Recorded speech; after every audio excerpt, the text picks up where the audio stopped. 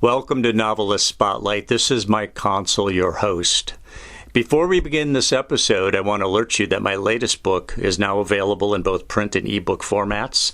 The title is Love American Style, and it is a collection of short stories about men, women, their passions, and their dysfunctions.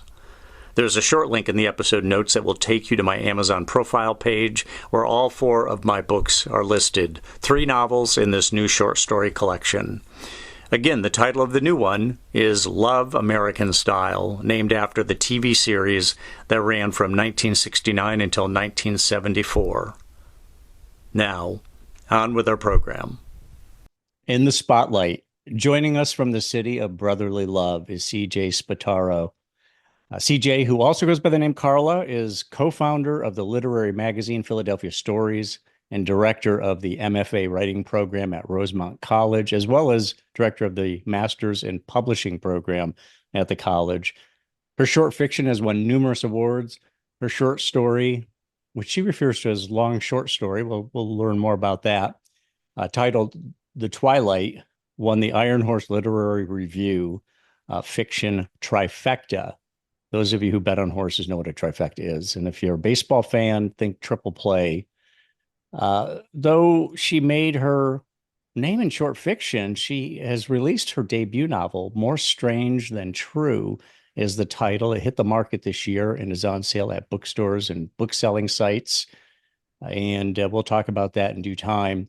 Spataro came of age in Michigan, but has lived in Philadelphia for more than 30 years, most of which has been with her partner, the artist and one-time stand-up comedian Vincent Natali Martinez. CJ Spataro, welcome to Novelist Spotlight. Thank you. Thanks for having me, Mike. I really appreciate that. Does Vincent Natali Martinez still make you laugh? Oh, always. He's still a I, funny guy, even though he's not he's a doing, it sounds like he's not doing stand-up anymore, though. no, he hasn't done stand up for a long time, but he is a very funny person. So, yes, in general, it's So his whole, yeah, thing. the comedy remains, even though he gave up Yes. the activity. Now, you mentioned art. What does he produce in the way of art? He's a painter, visual artist. Oil paintings, Yes, watercolor, oil. oil. What's his subject matter? He does both landscape work and abstract work, and sometimes adds abstract sort of representations of landscapes, but still life's, pretty typical stuff. But he does do both semi-realistic work and abstract work. Gotcha. Mhm. Gotcha. So why short stories? You're a short story writer predominantly. I mean, you did just come up with your first novel, and we'll get to Right. that, but you really started your writing life as a short story writer. And that has persisted. I mean, some people start off with short stories figuring, well, let me just make sure I can get some fiction on the page. But then they very quickly want to write a novel. It seems that you even started a literary journal devoted Mm. to short stories. So, why short stories? I just really love the form. And I think the truth is, uh, when you first start studying creative writing, uh, especially fiction, short story is a much easier entry point than a novel, only because of its length, really. It's not like short stories can't be complicated and take a very long time to write. But I think it's easier form to teach, and so it's also an easier form for students to, you know, enter into the conversation using short stories. But I also personally just really love the form. Always loved short story writing and longer short stories, which are very difficult to publish, but I do really love writing a good long meaty short story. Um, yeah, so that's kind of what it is. One of the things I love about short stories as a reader is that, like, if you're reading a short story collection, you can read an entire piece, the beginning, the middle, and the end, like in the hour or 2 hours before you go to bed. Um, instead of just reading a chapter or so of a novel and then falling asleep, which is normally what I do these days. Um, but So there's a sense of completion, both for the writer and yeah, the reader, really, because yeah, you have an idea and you can see that idea through to realization in a much shorter time frame than a novel. And for the reader, there's that sense of completion as well. I'm not going to bed with the idea in mind that I wonder what the next chapter will bring. The story is complete and right. replete, hopefully, and they go to bed feeling fortified or nourished in some way. Do you think that Yeah, short stories today, a short story collection, I mean, they're harder to sell yeah, if definitely. you're famous. If Stephen King wants to write a collection of short stories, which he has done, Hmm. I think numerous times now, that's all fine and well because you have a built-in audience. But they seem to feel that short stories don't sell so well comparatively. But in this age, when you stop and think about short form reading is huge these days simply because of social media. People have short attention spans. George Saunders with 10th of Hmm. December hit number one. I mean, that must have been a pretty Yeah. exciting event for you as a short story writer, correct? Yeah, no, and it's funny because all you ever hear like from agents and people in the publishing industry is, oh, short story collections don't sell, blah blah blah. Except for all the ones that you hear about that sell, right? So, Yeah, um except for the many exceptions. yeah, and I feel like during COVID, short story collections were really having a kind of their a moment, and I don't know if it was because of COVID. I think a lot of things in publishing, like, you know, mid-list and backlist books were selling a lot during COVID. Um, I think people we're just looking, like you said, and I think younger readers especially are used to being consuming smaller chunks of stuff, although there are plenty of young readers out there that all sit down and read an 800-page epic fantasy novel. um Right, right. J.K. but Rowling taught us all that yeah, for children, sure. not only Yeah, will children read, door stoppers, but adults. I mean, she wrote stories that adults wanted to read too. yeah, absolutely. I think it's just, Saunders. I'm a huge fan of Saunders. And I teach a class sometimes at Rosemont called the Seminar in the Short Story, where we read collections of short stories. And that way, what's kind of fun about that class is that when you read a collection of short stories, you kind of get to see an author approach a bunch of different topics and kind of get to see the things that they do the same like all the time. You get to kind of study their techniques, and then you also get to look at the ways they approach things differently, how different writers approach things differently. When you read, collections a week after week.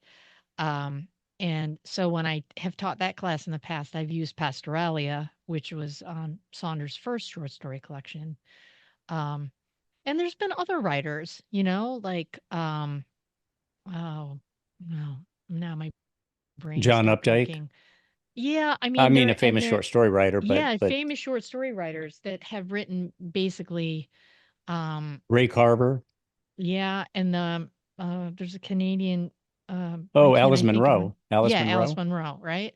Yeah. And also someone like Annie Proulx, who's kind of Mhm. a, you know, personal hero of mine in that she got started very late in life. Published her first book when she was in her late 50s, um, and then has gone on to, publish novels and short stories. But I think I've seen, there's this really great documentary about her, and in it, she was complaining very much about having to write novels when all she really wanted to do was write short stories. So, Mm. um, She she's, has to she write the novels because that's what the publishers want. That's what her agent wants, and so on. Yeah, I mean, she wrote The Shipping News. That was her big Hmm. book. Made into a Um, movie. Hey, made where's into this documentary though? I can't even Is it remember on? where I saw it. Was it on YouTube or so? I mean, is it a that sort of thing? Yeah, Uh, I watched it on television. I honestly don't remember when. okay. It was back when she was working on that old Ace in the Hole, and that book might be 10 years old now. I don't know. Um, I'm sure people can find it on YouTube. I'll have to look it Yeah, up. yeah, But or go it's go streaming ahead. You were somewhere. Yeah. saying I interrupted you. You were saying that she all I really wanted to do was write short stories, and I kind of feel kind of pushed into writing novels. Yeah, I think she got very frustrated with the publishing process for that old Ace in the Hole, and she just was basically, "I'm never writing another novel again." So, and I honestly don't think she has. I don't know, I'd have to look. Um, but I'm a big fan of her uh work in general. She also famously wrote Brokeback Mountain, which is a long short Yes. story. Yeah, It's in a movie, and a a movie, big hit movie. a very famous movie, and um a really excellent short story. I mean, they changed, I mean, they have to do that when they adapt things, but that's an example of like a 10,000 word short story, which now I think since the film, you can buy it published separately, but it was originally part of one of her collections. Well, and wasn't it Larry McMurtry who read it? And he hates cowboy stories. He says, even though he writes about cowboys, hates cowboy Right. stories. Loved it. Well, it was his writing partner who said, "You read this. I hate cowboy stories." Reads it, was completely bowled over by it. And I think he and his writing partner, I forget her name, but they wrote the screenplay that Yeah. won best adapted, whatever they call it, best Yeah. adapted screenplay. Yes. Yeah, so and he got up there and said some um, things about writing in the book as a form, and when he accepted the award up there, which was a great thing to hear. Yeah. Um, Yeah. I agree. when you wrote your novel, did you Hmm. treat it? Did you? We're always told when you take on a big project of any kind, whether it's writing or anything, break it down into discrete tasks.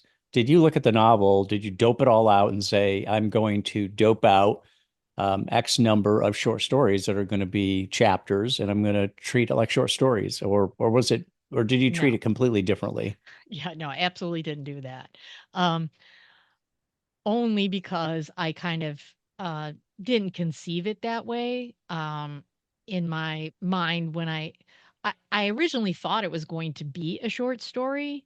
Um, I have, uh, was working I'm always working on more than one thing at a time, and usually a longer project, and even though this is the first novel that's gotten published, it's not the first novel I've written, and, um, and I'm always working on short stories. How So many I novels are sitting in wait? Oh, I don't. Yeah. Well, I've finished 3, 4. No, 4. Four And of I them. have Okay. yeah, and I have half of one that I sort of I didn't really abandon, but I stopped working on it because I thought it was gonna be like 600 pages long, and I wasn't sure I was really ready to take that on. Um, but So I'm is current Strange your best one, or do you think that you actually have one that's sitting and waiting to be discovered that is actually your best work? Oh, I don't know. That's I kind of can't I don't know. That's I don't really think about it that way. Hmm. They're different. They're all very different. This is the first one that's really had speculative elements in it.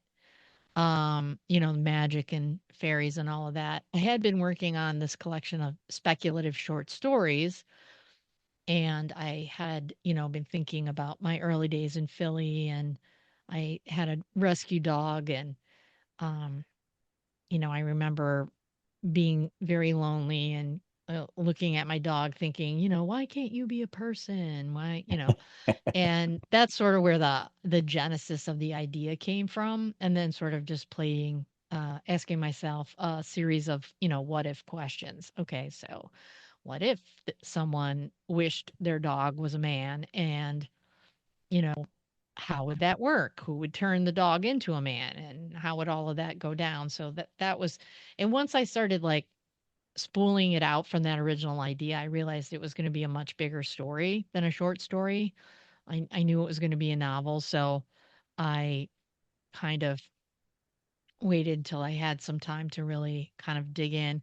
I did do something different with this novel than I had done with previous books. Because I am 100% pantser in that, there are Mm. people who You right like by the the seat of their spontaneous. yeah, right by the seat of their pants, they just sit down, they get an idea and they sit down and start writing. And then there's planners. Those are the smart people that have outlines and all this other stuff. I rarely I do that on revision, but when I'm writing a first draft, I usually don't do that at all. So Um you went front to back on this one, at least first draft, by the seat of the pants. yeah. Yeah, that's what I do with Did everything it? pretty much. Did it? I mean, is that a style or a methodology that you would still use going forward? Does it produce the best content, which you then can, or the best clay that you can then mold into the finished product?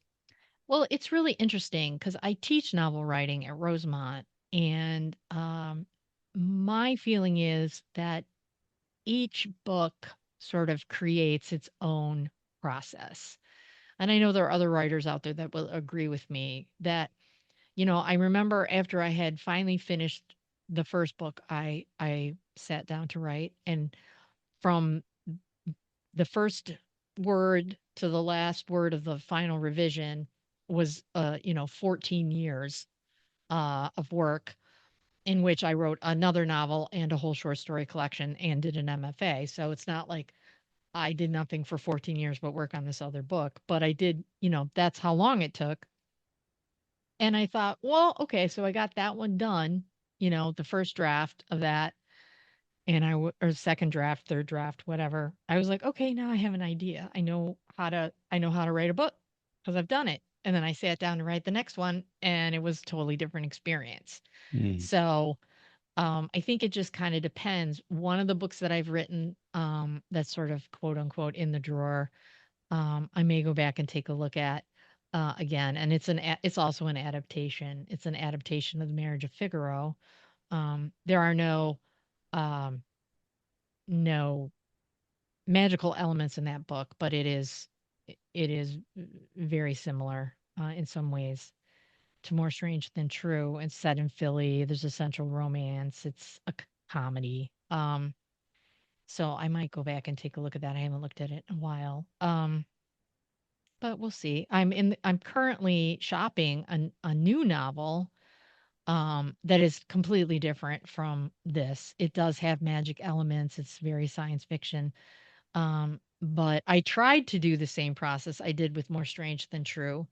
And what I did for More Strange is that in the course of my teaching novel writing, we the students frequently come in wanting to talk about three act structure, and so we do talk about it, even though I feel like it's not necessarily absolutely applicable to novel writing because Well, what do you novels mean by don't. three? Yeah, I'm not familiar with that term. When you say is it three-dimensional, or what does 3x represent? No, the 3 acts, it's something that's borrowed from screenplay writing. So much, and it doesn't even really apply to screenplay writing, to be honest, because there are no act breaks in a screenplay either. But it's just kind of basically a way to structure the book, right? So you have the first third, the middle third, and the last third of the Hmm. book. And during each of these acts, quote unquote, these thirds of your piece, whatever it is you're working on, you're supposed to hit certain marks, right? There's certain things that um, should happen um, in order to fulfill that, you know, triangle, um, if you will, um, Freitag's triangle drama and all that jazz. Hmm. So the thing about 3 act structure is, and like I said, there's no act breaks um, in novels. There's no act breaks in screenplays, even though, like I said, it's almost always applied to screenplay writing. There's only act breaks in stage plays, and even now, there's very few stage plays that get performed with 2 act breaks. Right? It would maybe be one intermission in the middle. Even Shakespeare, right? There's 5 acts. Um, and hardly anyone ever performs Shakespeare with all 4 intermissions, um, unless you're going to see there's a company here in Philadelphia called Quintessence Theater, and they always do at least one Shakespeare production every year with an all male cast.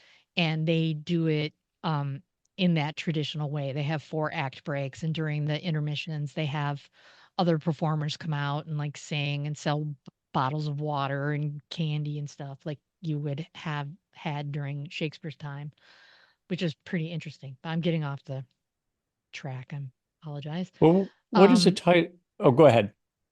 no, I was just going to say for More Strange Than True, I took one of these 3 act structure blueprints basically that I had used in discussions with my classes. It's always about like structure. How do I structure a novel? That's like the biggest challenge I think a novelist, anybody who's writing something over 5,000 words has a um, has to Yeah. ask themselves how am I going to structure this story? Like how is the structure going to affect the way the story is told and consumed by the reader? Um, so in this sense, I used each one of these. So it had sort of like 13 bullet points. Like the first one was the ground situation, which is just another way of saying exposition, right? And then there's the inciting incident, and then there's the rising action, and there, all these different things. So instead of having an outline, I kind of looked at all of these, you know, bullet points and used them as entry points into the book. So you'll see there's 13 chapters in the novel. And so when I felt like I had accomplished, like in chapter 1, the ground situation, I moved on to chapter 2, and that really, really worked for More Strange Than True. And the other thing that was really helpful in writing that book is that I also have a very clearly defined protagonist and a very clearly defined antagonist, in the sense that the antagonist is working in opposition to the protagonist. Not that she's necessarily a villain, because I don't see her as a villain. But she definitely is working in opposition to the protagonist. So that was really fun. I normally, I'm writing a lot of literary fiction where all the conflict happens in the protagonist's head, and that's more challenging to make that interesting. So, but then when I sat down to write this new book that I'm working on or trying to sell, I tried to do the same thing and it just didn't work. Like it just didn't work at all. Mm. So I had to What is abandon it. the working title of the new one? Can you Uh, say? yeah, sure. It's called Kaiju Island. Kaiju Island. Hmm. Okay. And Yeah. let me back up a minute. I want to ask you about your award-winning short. Well, there's several of them, but the Twilight in Yeah. particular, I wanted you to tell us about that, and then we'll talk about Strange, Okay. and then this new one you're working on as well. So the Twilight is a long short story, you say. How many words is it, and what is it all about? Well, I think it's at least 10,000 words. Hmm. Um, so that's, I don't know. What is that? 20, 30 pages, maybe more. It's more than 20 pages for sure. Yeah, more than Um, 20. But yeah, probably that's a lot of words. So 30 or 40, 30 or what 40 is the pages. Twilight? So And it light is is written for our listeners Lite. right. But it's also in the episode notes.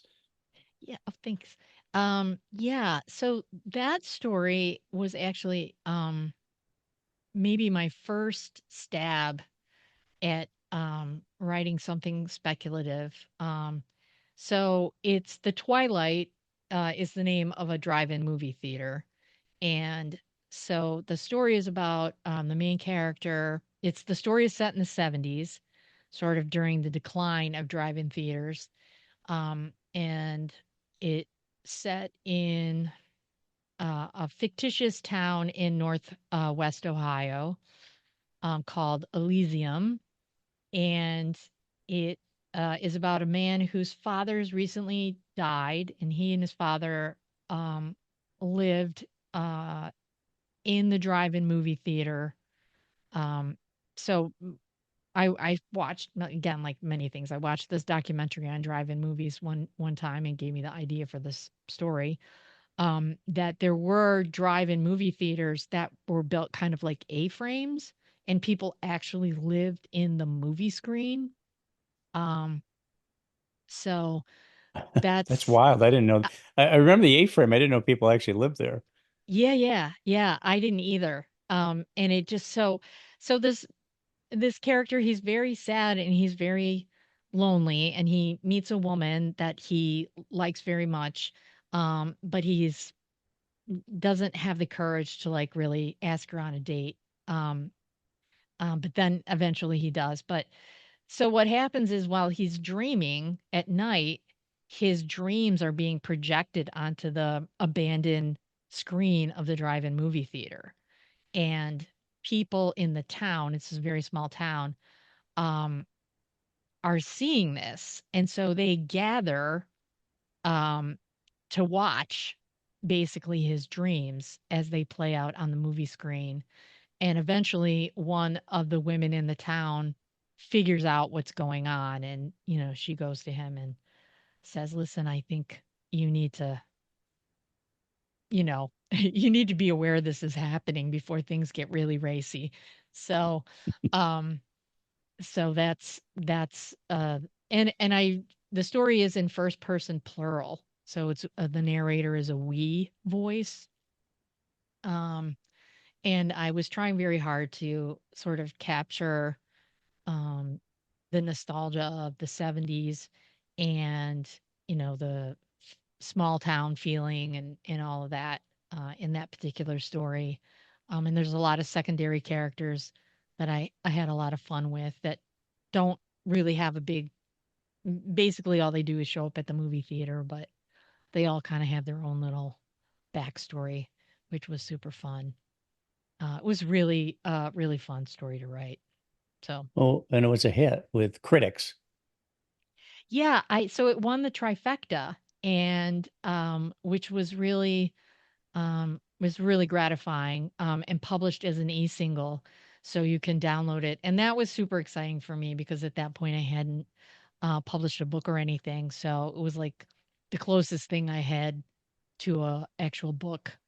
Um, and the So graphics and an everything just e-single a PDF, basically kind of an electronic, um, just a PDF or a kind of an ebook, a single ebook, yes, exactly. more Yeah. ebook. Okay, Yeah, and gotcha. you can download it. It's on the Iron Horse website. I think it's still there. It should be. Iron Horse Um, Literary Review. yeah, Yeah. they used. I think they've changed the trifecta. So what they used to do every year, the reason they called it a trifecta is that they would publish one long short story, one long essay, and one long poem. And the winners. So there were three. That was the trifecta, and the winners all the pieces were published and formatted as e-singles. Um, So I think now they've kind of changed the format of the contest, but um, yeah, that was super fun. Um, yeah, So, and yeah, go ahead. mhm. I'm sorry. I was just going to say that let's switch over to Hmm. Strange, your new novel. Hmm. Um, what? Give us a 30,000 foot overview on that one. Okay. Well, it's about a woman who is having a really terrible day. Like, it's been the book opens is a memorial for her father who's passed away. I It's kind of a coincidence that both these stories that we're talking about now have dead fathers in the background. My father's Mhm. still very much alive. Um, and so they've come back from the memorial, and the main character, her name is Jewel. Her boyfriend, whom she's expecting to meet at a restaurant with her best friend and her best friend's boyfriend, texts her and breaks up with her on the day of her father's memorial. So she's kind of like, all right, I'm gonna go home. I'm gonna spend some time with the one, creature on the planet who really loves me, and that's my dog. And um unbeknownst to her, her friend's boyfriend, Bobby, who owns the restaurant, he packs her up this meal and she takes it home and goes to walk her dog. But she doesn't realize that Bobby is has actually enchanted the food that she's going to eat. And so she gets a little bit sloppy drunk. She makes this wish that her dog could, be a man. And she unwittingly summons the queen of the fairies. And after she falls asleep, the queen of the fairies and her two sisters show up and they turn her dog into a man. And the next morning she wakes up and her dog is gone and there's this man. And that's how the whole book gets started. And is this a man of her dreams, or is it a flawed man who she needs to kind of work around a bit? Well, it's interesting because he knows her intimately, because he's been living with her, um, and he knows all kinds of things about her. Um, but he doesn't really know how to operate. There's some scenes that I think are fairly humorous in the especially in the beginning of the book where Jewel basically has to teach him how to use the bathroom and she has to, buy him clothes and convince him to put on shoes and things like that. Um, but part of the magic transformation is that he learns really quickly and very soon he really becomes fully human and operates in the world like a real man. So he is very And she attractive, I have to like, takes him to parties, introduces him to people. It's all oh yeah. after he comes into his own. Yes. Um, Interesting. So Mhm. kind of magical realism or fantasy. I don't know if Mhm. that would qualify for magical realism or not, but No, definitely fantasy. It's been called romantasy by some people, which is kind of a new oh yeah. um, topic, a new category that has kind of caught fire a little bit. And I was a little worried at first about it being labeled as a romance, only because it doesn't have like a traditional romance ending. And I was afraid that people would be mad at me, picking up thinking it's going to be a romance and then it has a different kind of ending. Um, but I'm happy to have it labeled as romantasy, and I've kind of fully embraced that. So, Yeah. Yeah, because people that can are only into probably it. help. Yeah. Yeah, people, it'll probably help. So Hmm. your new one, the one you're working on now, actually not even Yeah. working on, you're trying to sell right now Yeah. is the title again is, Kaiju Island. and what is the story?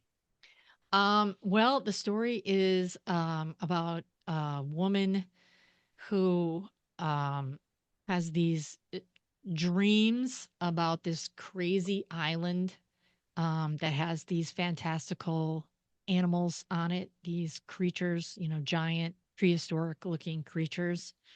And anybody who's like a fan of Godzilla is probably familiar with the term kaiju. It's a Japanese word that just means monster. Oh, And okay. but it's been applied to mean, gigantic monsters. And so it turns out, she also happens to have what they call the um her family's gift where she can communicate telepathically with animals. And so she decides she wants to become a veterinarian.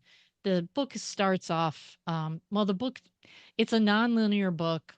It's told through traditional narrative, footnotes, field notes, journal entries, lots of different things.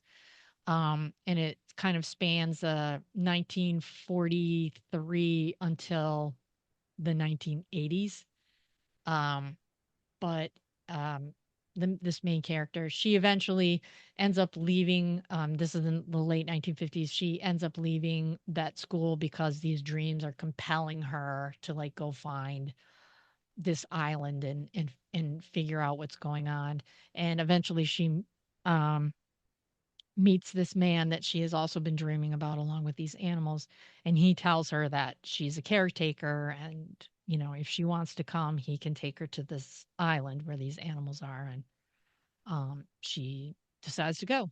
So that's Hmm. and then the whole point is the caretakers on the island are there to make sure the animals never get off the island. Um, and then of course they do. So eventually, and that sort of is the big conflict in the book. Um, Getting them back on the island and um, some other stuff that's going on. So Are you um, getting any kind of reception on this one, or has it just been this one's not for me? Sort of the kind of the typical agent thing is, well, this one's really not for me. Um, I've had some requests for full reads. It's out with an agent right now. So um who's reading I think everybody else that yeah, getting an agent is really hard. yeah. So I Well, they're just flooded. They're just flooded with, mhm. and I just wonder if there aren't people who also change a title on something and they send it in again. Oh, So I'm because sure when they I hear the do. numbers, I'm thinking those numbers are ridiculously high. I mean, how are these people writing, um, turning out novels that quickly and in that volume? As many people as do want to write, there are a lot of people who dream of writing books until they sit down to write one, and then they realize, wow, this is not a simple task. This is Right. takes a tremendous and exacting activity, and you have to really be committed to it or really Yeah, care about it. So the especially if numbers are you just crazy. yeah, no, absolutely. And I always love going to parties and, oh, you're a writer? I always wanted to write a book. You should write my story. I'm like, no, I have I've no heard that desire to too. write your story. I've heard Thanks. that too. That people think their Yeah. lives are these incidents in their lives are so interesting, but nobody can tell it like you can. Yeah. I'm like, well, I think you should write your own story Yes. and let me know how it goes because Yeah, it's exactly. not what you think it is. So, yeah, it's pretty funny. So Um, when you're at that party and somebody says, "Oh, mhm, you're a writer," yeah. and they don't say, "Oh, you should write my story," instead they say, "I get that you're a fiction writer, but what's your subject matter? Is there would your comeback be whatever inspires me at the time, or is there a particular channel that you feel like you're locked into?" Um, that's interesting because I've spent like the last 6, 7 years really concentrating on speculative fiction. And up until that point, I had written nothing but realistic literary fiction, except for the Twi-Lite, which was my one sort of experiment in magic realism, at that early on. And I I would tell people that I write mostly speculative fiction, but most of my work centers on a female character. Um, there's always a central relationship um, in my work, especially the novels. It could be a friendship, it could be a romantic relationship. Um, but Do you that's consider usually. your writing character driven or story driven or about the, magical settings? Mhm. Is there, would you identify with a particular aspect that you find yourself gravitating to, or really is the way kind of the conduit for delivering your story? Well, that's a really interesting question because I always think I'm writing something really commercial and like more strange than true. And then other people read it and they're like, "Oh no, this is literary fiction." I'm like, "Oh, okay, if you say so." That's what it sounds like to me as well. But Yeah. but then on the other hand, you see movies that are well, to begin with, and I've said this before on the podcast, Mhm. just if you watch streaming channels like Netflix and so on, there's Right. so many novels that are adapted, which is Right. tremendous. I mean, there's so much more available to people who write books. And there's some pretty out there stuff sometimes, not just on Mhm. streaming channels, but even movies. You would think, what made them think to do this? Right. Yeah, it's been written, and yes, it was, um, a hit maybe, but there's more going on there than just it's got a built-in audience. So I want to bring that audience to the theater because a lot of the stuff they're doing, um, those novels, the readership of those novels are not the kind of numbers you need to pull necessarily for the silver screen or for a streaming channel. But nonetheless, they feel like this is something that can work. It'll work for me, and and you just see a lot more of that going on these days, which is really a great thing. Yeah. Um, Well, it's also, one of the other classes I teach at Rosemont is an adaptation class, literature into film. And it's just really interesting. I'm very fascinated by adaptation in general. So, in More Strange Than True, there's a lot of Shakespeare. Um, there, the Shakespeare is an actual character, like in flashbacks and Goethe, and there's some historical figures. And for me, it's just like, I think every writer has like this stew pot of experience where, at certain points of their life, like these are the accumulation of your knowledge and your experiences. And these are the things that you draw from. These are the things that inspire you. And so for me, with my background in music and everything, I frequently find myself um, leaning into that, musical influences, and that kind of thing, which I did actually even from a really young age. I remember being in high school and writing what really could be called an ekphrastic essay about Night on Bald Mountain. Um, so just because I really love that piece of music and I wrote about it, how it made me feel. So, well, I was going to ask you about that yeah. because you got your bachelor's degree in music from Central Michigan, and you got Hmm. your master's degree in music from Michigan State. Yep. So you're a Spartan, not a Wolverine. Yes. There in the state you Proudly. grew up in. Yes. Yes. Um, so tell me about what were you studying composition? Did you play an instrument? Uh, and then I'm curious about the move from what sounds to me like the move from music to writing. Yeah. But talk about the music part of it. What was it composition, or do you play an instrument or two? No, I went to college as an instrumental major. I played French horn, and my dream was to be a professional French horn player in an orchestra somewhere. But I also was a singer. I also sang, and so I was, the plan was to get a performance degree in French horn and a minor in voice. And after my first semester at college, my voice teacher was telling me I should be a performance major in voice and stop playing the French horn. That's what it came down to. So, and I realized that I didn't have the chops as a horn player to be a professional. And I had zero desire to be a band director. So at Central Michigan, most of my friends who were instrumental majors, and actually most of my friends who were voice majors, ended up in education. So they were either choir directors or band directors. I had zero desire to do that. I wanted to perform, um, or not do it, basically. And I had a background in theater.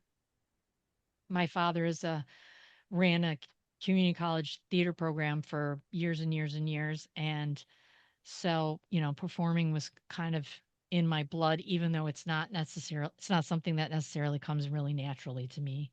I learned how to fake it really good, and that has helped me a lot as a writer. So, um, uh, but I always wrote too. Like I was really torn. Like when I first went off to college, should I major in journalism? Should I major in music? And I just kind of decided I was going to major in music and see how that went. And so that's how I ended up in Philadelphia. I was studying voice in New York City, and I met a bunch of singers from Philly, doing an opera up in the Berkshires. They kind of convinced me to move to Philadelphia. I needed a place to live at the time, and so I moved to Philly. I was really young, and I was like, "Yeah, okay, whatever. That sounds good. You guys are nice. Why not?" And um, and I've been here now for like, I don't know, 35 years. Um, So it but agreed with you. It agreed with you. yeah, I I want had to hear more about Philly, yeah, but I do want to first ask you, what do you yeah. see? What's the nexus between music and writing? Do you think in musical terms when you write at all? do you see any connection between the two? Um, is there a relationship there that you have spent time making observations about? Because if you have, I'd like to hear what they are. Yeah, no, definitely. That's a really good question. That's a really interesting question. I think for me, and probably not just me, probably other people as well, they find a lot of emotional comfort and support and inspiration in music. Um, and so as a writer, that can be very inspiring. I've written a lot of work that has been inspired by my relationship with music or my relationship with a particular song or a piece of music or something like that. So, um, in a sense, it is ekphrastic in that it's writing that's inspired by art. It's just usually when people talk about ekphrasis, they're talking about visual art, and in my case, it's music. So, um, yeah, and from a practical standpoint, having studied to be an opera singer for 6 years and then, learning the literature on my own, you know, opera is full of like incredible stories and classical music in general. Um, unlike popular music where song lyrics can seem like poetry, they're really in service to the music. A lot of classical songs are poems that were written as poems and exist as poems in the world. And then a composer comes across a poem that inspires him or her and or them, and they write music and use those words and to set to music.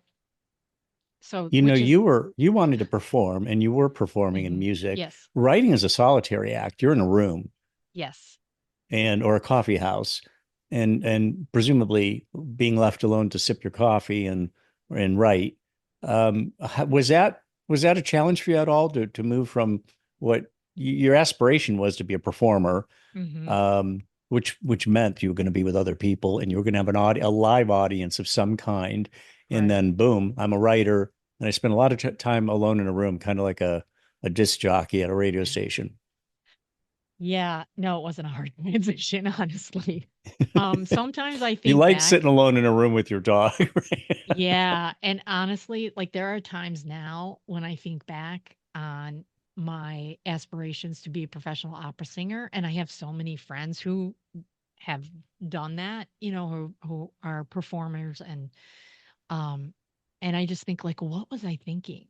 Like trying to memorize 3 hours worth of music in a language I don't speak and then to stand up on a stage in front of people I don't know and perform it. Like was I out of my mind, I didn't realize it was Um opera singing that you, okay, when you were saying, yeah, voice, there's a lot of different ways to sing, but I didn't realize it right. was opera, highly emotional music, Yeah. which is what you probably try to convey through your writing these days is Mhm.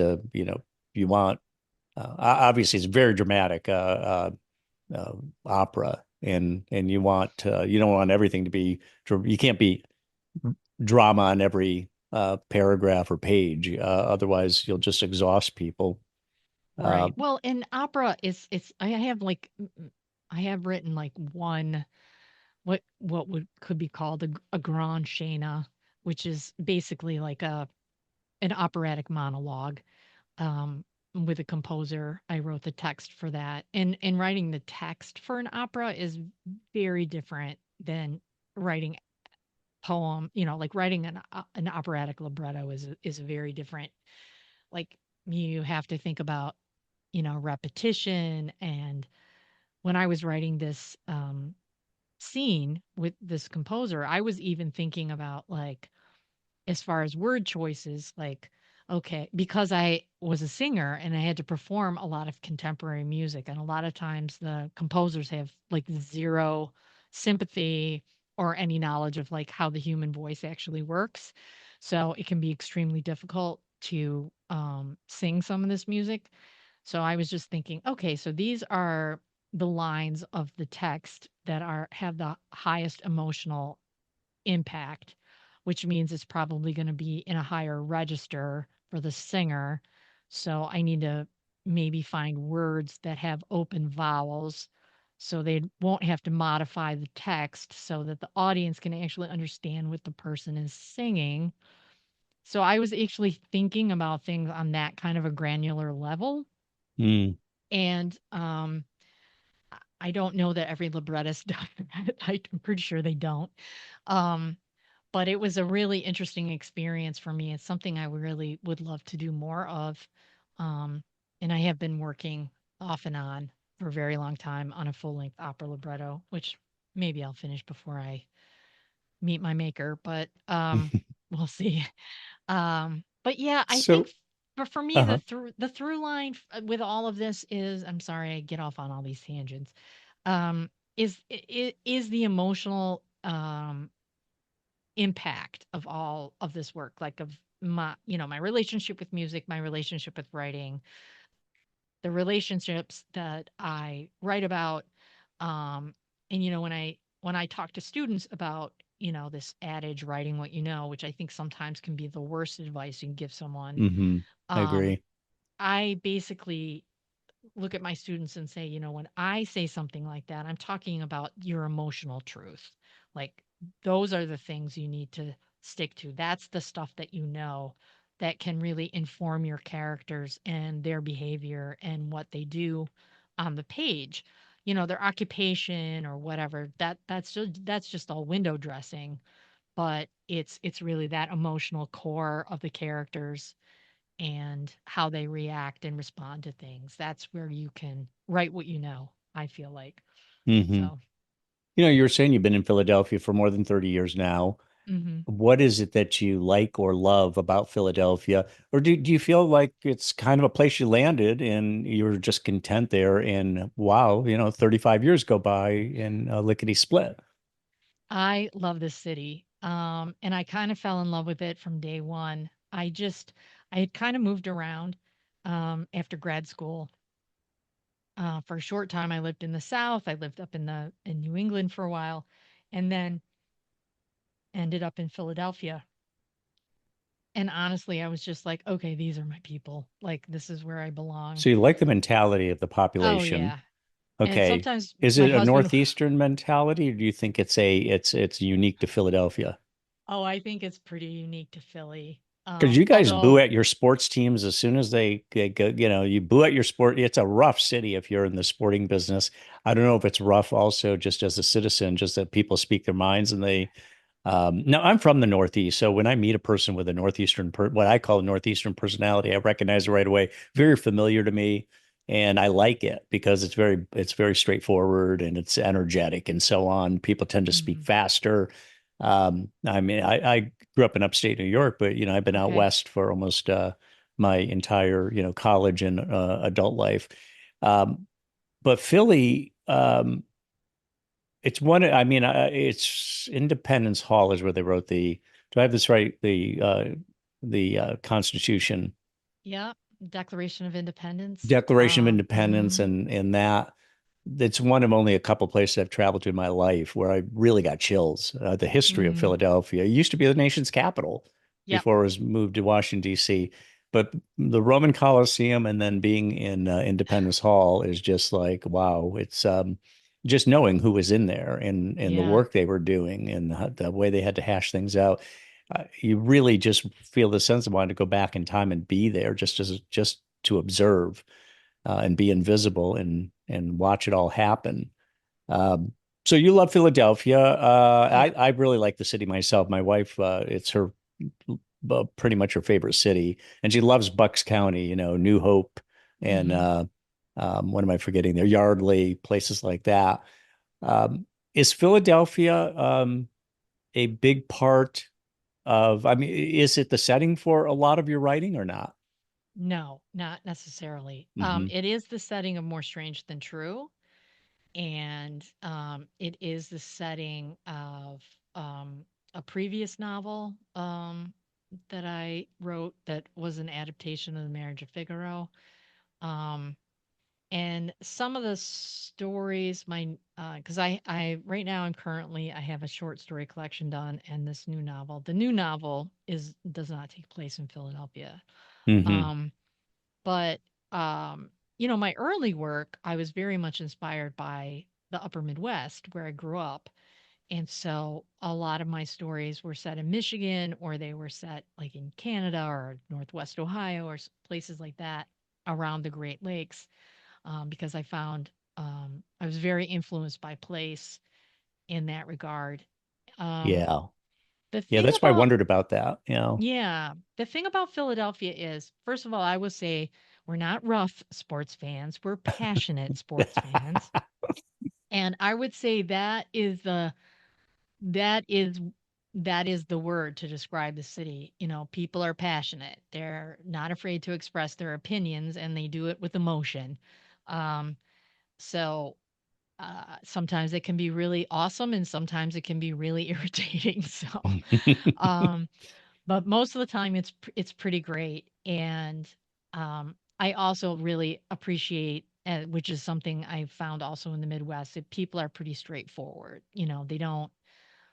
They're not going to tell you something that they don't really mean, because who's got time for that? So um, I do sort of appreciate that sort of straightforwardness. Now, whether it's unique to Philadelphia, probably not. I don't think so. My hunch is it's kind of a working class uh, mentality, kind of like probably Boston and Baltimore and you know But it's places an like that. underrated city, Yeah. I think, because Oh people yeah. will mention Boston, New York, Los Hmm. Angeles, Chicago, San Francisco. Philadelphia is usually not in the lineup of cities that people would rattle off, and yet it's a great city in its own right. Hmm. And but it just doesn't come up as often. You've got a lot of culture there. You got a lot of sports teams. You got probably a I haven't spent enough time in Philadelphia to say great restaurant scene, but I suspect it. I mean, you can even go to small towns these days and find good food. It's become such an art form. I'm sure Philadelphia's got a lot of great dining Great options. restaurant scene here. Yeah, definitely. And I spent a lot of time working in restaurants. Um, so in my time in Philly, and my husband, until he retired, um, this year, he was a bartender. That was his job his entire life. That's how we met. And So he really was we doing stand-up comedy all along. It was just all behind a along. bar. Yes, exactly. Um, so Philly has a great restaurant scene, and is underrated in lots of ways, which I kind of honestly don't mind, right? It keeps Yeah. prices low, and I'm happy to enjoy what the city has to offer. There are plenty of tourists that come to the city, mostly in the summer, but um, yeah, no, it's just it's a very walkable city. It's easy to get around. It's deceptively big. Like it's a very big I think city. geographically, square miles wise, it's about the biggest in the country, I think. Yeah, that I don't know. I know population wise, I think we're number 6 now. Um, used to be 4, but like, you know, it, it's just but they call it Philadelphia City of Neighborhoods because and that's why it really feels like a small town. Like Hmm. there's a lot of, and I will say another thing about Philly that gets overlooked is has a tremendous writing scene here. Like there's just an incredible writing community, and it's very different than the writing community you find in New York City. This is what I have been told by friends of mine who live in, who are writers who live in New York. So it's just a completely different vibe. So, Interesting. So yeah. you started, I said at the top, you started, Mhm, you're co-founder of a literary magazine called mhm, Philadelphia Stories. yep. Tell us why you got involved in the founding of that, and does it contain, is the premise that you write stories about Philadelphia or set in Philadelphia if you want to, fit the magazine's format? No, not entire. So, um, my partner, Christine Weiser, and I, my partner in Philadelphia Stories, we met in a writers group. We both love music. She's a rock musician, and I was a classical musician, but we had that in common, and we both loved writing. And I don't know, this was back even before I went back to school and got my MFA. I was looking for places to send my work, and I ran across this magazine called Literal Latte, which was published in New York City, where they distribute it at coffee shops and cafes and places in New York. So I just kind of off the cuff said to Christine, we were talking one day, and I said, "Wow, we could do something like that. What do you think? Like we could start our own literary magazine." Because we were sort of feeling, I mean, and part of it was the writers group that we were in. It was very insulated from the rest of the writing community. But we sort of felt like there was all this really great writing, and we knew all these really great writers, and we wanted to be able to showcase it, to help showcase it. And Christine had a background in trade publishing and actually B2B publishing. And I had a background in fundraising. And so she said, "Yeah, let's do it. We can do this." So that's how we started. That's how the magazine started. And the goal was to um, give Philadelphia writers an opportunity to share their work.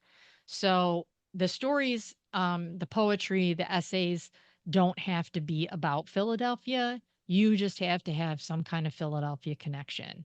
Like you either live in Philadelphia or you are originally from Philly. Actually, we expanded it early on because it was very difficult to define like what is Philadelphia? Like people living in South Jersey think of Philly like they're part of Philadelphia, or people in northern Delaware frequently. So we made it a regional publication.